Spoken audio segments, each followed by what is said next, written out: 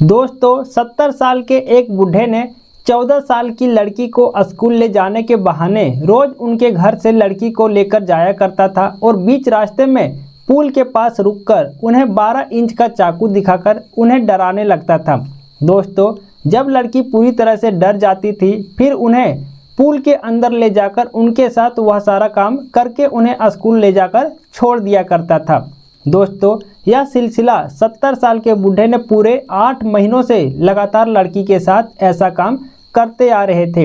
लेकिन दोस्तों लड़की इसके बारे में किसी को कुछ न बताती, क्योंकि वह बूढ़ा उस लड़की को काफ़ी ज़्यादा डरा धमका दिया था कि अगर तुम किसी को कुछ बताओगी तो हम तुम्हारे माँ बाप को जान से मरवा देंगे। दोस्तों अब इन्हीं डर से लड़की पूरे 8 महीनों से इस बूढ़े का शिकार होती जाती थी। दोस्तों एक बार ऐसी घटना उन दोनों के बीच घट जाता है जिसे सुनकर आप लोगों के पैरों तले जमीन खिसक जाएंगे। नमस्कार दोस्तों, आज हम आप लोगों के सामने एक ऐसी सच्ची घटना सुनाने जा रहे हैं जो कि बिहार राज्य के मुजफ्फरपुर जिले की है। दोस्तों मुजफ्फरपुर जिले के अंतर्गत एक नदिया प्रखंड पड़ता है और उसी प्रखंड के अंदर एक छोटा सा इलाका जिनका नाम भालूघाट रहता है। दोस्तों भालूघाट गांव में एक 70 साल का बुजुर्ग व्यक्ति जिनका नाम हीरालाल होता है और उन्हीं के परिवार में कुल 5 सदस्य रहते हैं। एक हीरालाल की पत्नी और हीरालाल के एकमात्र बेटा जिनका नाम रमेश होता है। दोस्तों हीरालाल ने अपने बेटे की शादी नंदनी नाम की लड़की से साल 2009 में कर दिए थे। शादी करने के 1 साल बाद हीरालाल दादा बन जाते हैं और रमेश अपनी बेटी की बाप बन जाता है। दोस्तों हीरालाल की आर्थिक स्थिति उतना मजबूत नहीं रहता कि वह अपनी नतनी को एक अच्छे स्कूल में पढ़ा सके, क्योंकि हीरालाल अपने गांव में ही रहकर मजदूरी का काम किया करते थे और साथ में ओझा गुनी का भी काम किया करते थे, जिससे कि उन्हें उतना ज़्यादा पैसों की आमदनी नहीं होती थी। दोस्तों हीरालाल का एकमात्र बेटा रमेश, जो कि शादी के बाद भी वह पूरे 1 साल तक अपने घर में ही रह जाता है। दोस्तों हीरालाल का बेटा कहीं पर कोई काम धाम नहीं करता था, क्योंकि उन्हें किसी भी तरह का कोई चिंता फिक्र नहीं रहता था। लेकिन दोस्तों जब से रमेश की पत्नी को एक बेटी होती है तब से रमेश की पत्नी अपने पति से हमेशा कहती रहती कि आप कहीं बाहर पैसे कमाने के लिए चले जाइए, क्योंकि अब घर पर एक बेटी भी आ गई है तो इनका पढ़ाई लिखाई, दवा दारू, कपड़ा लत्ता में काफ़ी ज़्यादा पैसा खर्चा हो जाएगा। अगर आप पैसा नहीं कमाइएगा तो फिर अपनी बेटी को अच्छे से कैसे रख पाइएगा, अच्छे से एक स्कूल में कैसे पढ़ा पाइएगा। दोस्तों पत्नी की बात सुनकर रमेश भी सोचने लगता कि शायद मेरी पत्नी सही बोल रही है, मुझे पैसा कमाने के लिए अब जाना चाहिए। दोस्तों अब रमेश अपने गांव के एक करीबी दोस्त जिनका नाम सूरज रहता है, अब सूरज को फ़ोन करके बातें करने लगता है। दोस्तों सूरज रमेश का काफ़ी करीबी दोस्त रहता है। रमेश और सूरज दोनों बचपन में एक ही क्लास में पढ़ाई किया करता था। दोस्तों अब रमेश सूरज से रिक्वेस्ट करने लगता है कि सूरज जैसा भी होगा तुम अपने पास मुझे भी रख लो, क्योंकि मुझे पैसों की काफ़ी ज़्यादा ज़रूरत है। दोस्तों सूरज अपने ही शहर में एक टीएमसी कंपनी में प्राइवेट जॉब करता था। दोस्तों अब सूरज की कंपनी में ऐसा कोई जगह खाली नहीं रहता जहां पर रमेश को रखा जा सकता था। लेकिन दोस्तों दोस्त होने के नाते सूरज ने उन्हें अपने पास अपने ही शहर बुला लेते हैं।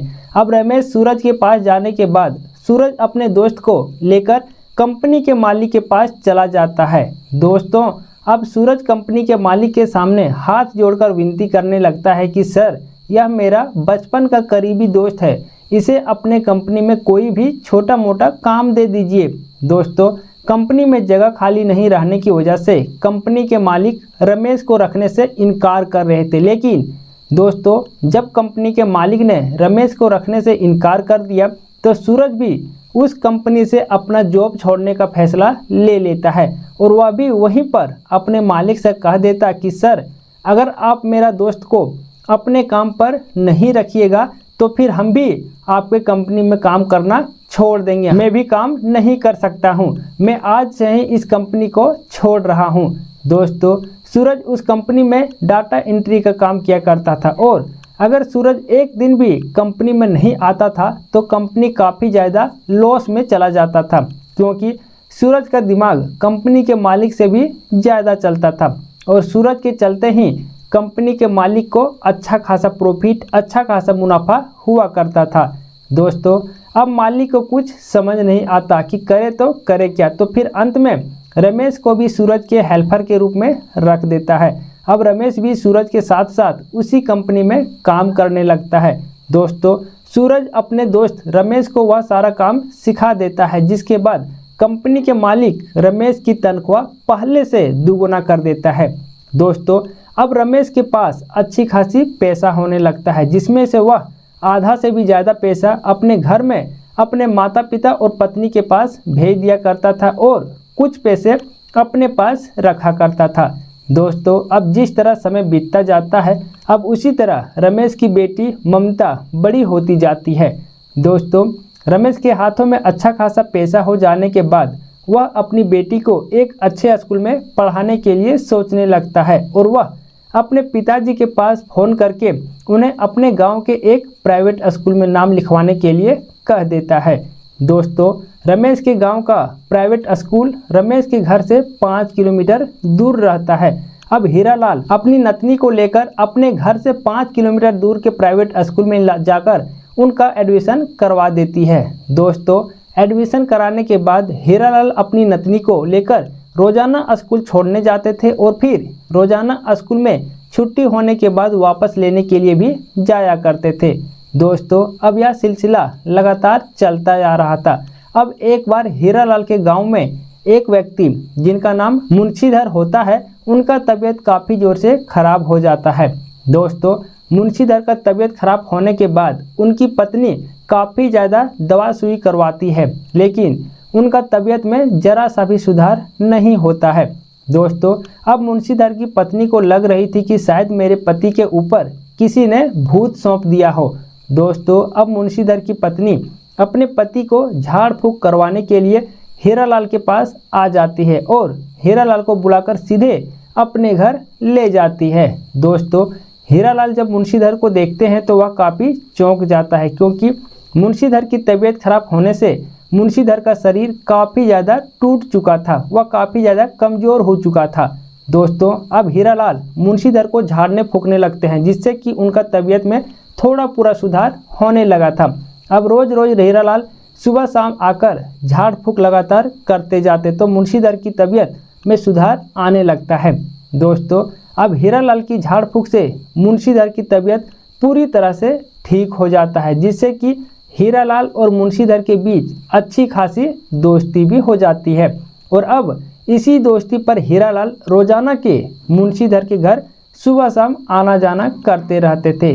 दोस्तों, एक बार शाम के समय हीरालाल मुंशीधर के घर पर ही चाय पी रहे थे, तभी 14 साल की एकलौती बेटी जिनका नाम मनीषा होती है, वह अपने सहेली के घर से आ रही थी। दोस्तों, घर आते ही हीरालाल ने मुंशीलाल से पूछा कि तुम अपनी बेटी को कहाँ पर पढ़ा रहे हो? तो मुंशीधर ने कहा, हम अपनी बेटी को पास के ही सरकारी स्कूल में पढ़ा रहे हैं। दोस्तों, अब इसी बात पर हीरालाल ने कहा कि इस स्कूल में उतना अच्छा से पढ़ाई नहीं होता है, जिस वजह से मैंने अपनी नतनी को पास के ही प्राइवेट स्कूल में नाम लिखवा दिया हूँ। अभी वह पहले से काफ़ी अच्छी हो चुकी है। पहले उन्हें उतना ज़्यादा ज्ञान नहीं थी, लेकिन अब उस स्कूल में नाम लिखवाने से उनका दिमाग काफ़ी तेज़ी से बढ़ रही है। मैं तो कहूँगा तुम भी अपनी बेटी को उसी स्कूल में नाम लिखवा दो। दोस्तों, हीरालाल और मुंशीधर के बीच इतना गहरा दोस्ती रहता कि मुंशीधर हीरालाल के बातों पर आकर अपनी भी बेटी की एडमिशन उसी प्राइवेट स्कूल में करवा देती है। दोस्तों, हीरालाल रोजाना अपनी नतनी को लेकर स्कूल जाया करते थे, तो अब से साथ में मुंशीधर की एकलौती बेटी मनीषा को भी अपने साथ लेकर चले जाया करता था, क्योंकि मुंशीधर के घर में कोई गाड़ी नहीं रहता और साथ में मुंशीधर गाड़ी चलाने के लिए भी नहीं जानता था। दोस्तों, अब हीरालाल रोजाना मुंशीधर की बेटी को स्कूल ले जाया करता और फिर स्कूल से वापस उनके घर तक छोड़ आता। तो एक बार हीरालाल को मुंशीधर की बेटी के ऊपर गलत नज़र चला जाता है। दोस्तों, अब हीरालाल मुंशीधर की बेटी के साथ गलत काम करने के बारे में हमेशा सोचते रहते थे, लेकिन उसे कोई वैसा समय नहीं मिलता था। दोस्तों, अब एक बार हीरालाल की नतनी अपने मामा घर चली जाती है, जिसके बाद हीरालाल मुंशीधर की बेटी को अकेले स्कूल छोड़ने के लिए जा रहे थे। दोस्तों, रास्ते में घने जंगल के बीच एक पुल पड़ता है। अब हीरालाल उसी पुल के पास अपना गाड़ी रोककर मुंशीधर की बेटी को 12 इंच का चाकू दिखाने लगता है कि हम जो कहेंगे तुम्हें वह करना होगा। अगर तुम नहीं करोगी तो इस चाकू से तेरा गला रेत कर मार डालेंगे। दोस्तों, मुंशीधर की बेटी काफ़ी ज़्यादा डर जाती है और वह 70 साल के बुजुर्ग व्यक्ति हीरालाल के साथ वह सब काम करने लगती है। दोस्तों, अब हीरालाल उन्हें यह भी कह देती है कि यह बात तुम अपने घर में किसी को भी मत बताना, वरना हम तुम्हारे माता पिता को भी जान से मरवा डालेंगे।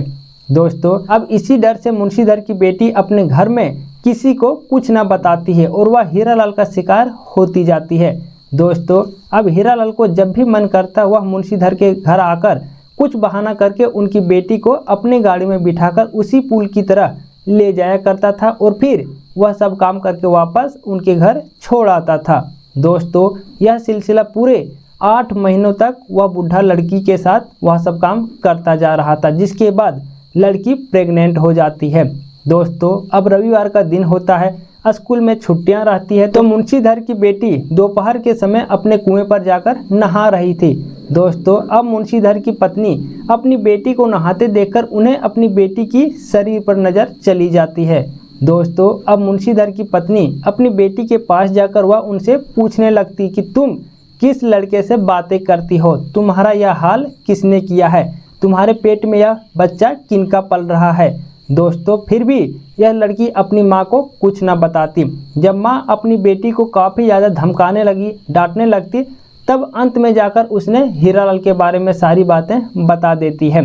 दोस्तों, अब मुंशीधर अपनी पत्नी के साथ सीधे हीरालाल के घर पहुंच जाते हैं और फिर हीरालाल के हाथों अपनी बेटी को सौंप देते हैं कि यह लो, रखो हमारी बेटी को भी अपने पास। दोस्तों, हीरालाल मुंशीधर के सामने हाथ जोड़ने लगता है कि मुंशीधर, मेरे से गलती हो गया है, मैं जोश में होश खो दिया हूँ और गलती से मेरे से यह सब हो गया है, मुझे माफ़ कर दो। लेकिन दोस्तों, मुंशीधर हीरालाल की एक ना सुनते और फिर मौके पर गांव के काफ़ी लोग इकट्ठा हो जाते हैं। अब सभी लोग निर्णय लेने लगते कि अब इनका शादी कर दो। दोस्तों, अब मौके पर समाज के सामने ही मुंशीधर अपनी बेटी की शादी हीरालाल के साथ कर देते हैं।